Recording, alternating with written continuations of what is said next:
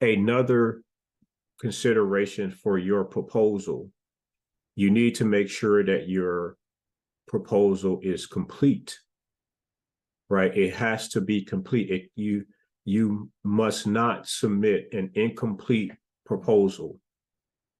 If you do, then you are making yourself non-responsive, meaning you did not respond accordingly to the solicitation. You did not provide back all of the information that was requested and asked for. And therefore, if you don't submit the information, it cannot be evaluated. If it cannot be evaluated, then you cannot be gauged against other companies that are submitting on the opportunity. Therefore, you're dismissed from the competition because you didn't respond appropriately.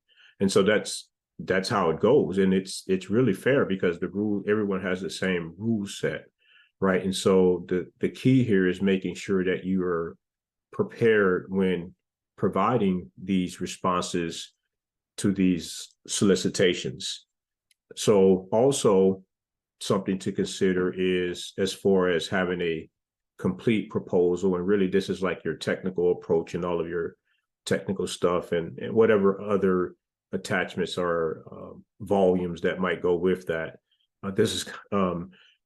Is it properly, how is it organized, right? Is your proposal organized in such a way that I can find the relevant information that I need to as a reviewer, as a government reviewer, someone that's on the source selection team?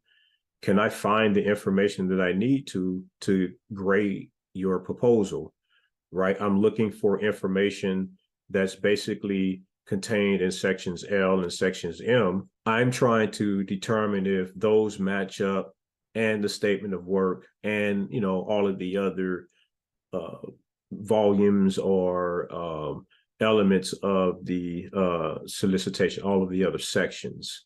And so if you don't have that information there, or more to the point, if it's not there, it's incomplete, number one.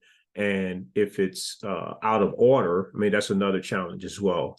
And so, and also like your technical approach, how detailed are you addressing what the government is asking for? Right? And do you just give a sentence or two and say, yeah, I can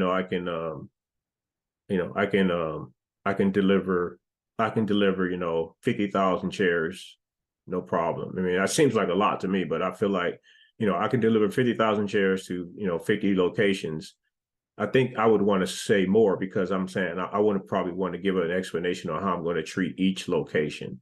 I want the government to be sure that I'm not just giving a, once over quote per se, in the sense of, yeah, I can do it. I want them to know, yes, I can do it. And this is how I'm going to treat these specific locations because they have,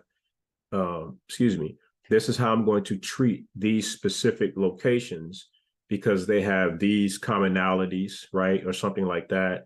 I'm going to find some way to provide some insight on how my operation works. I'm not going to try to go, super detailed, down to the gnat's eyelash per se. I'm not going that deep.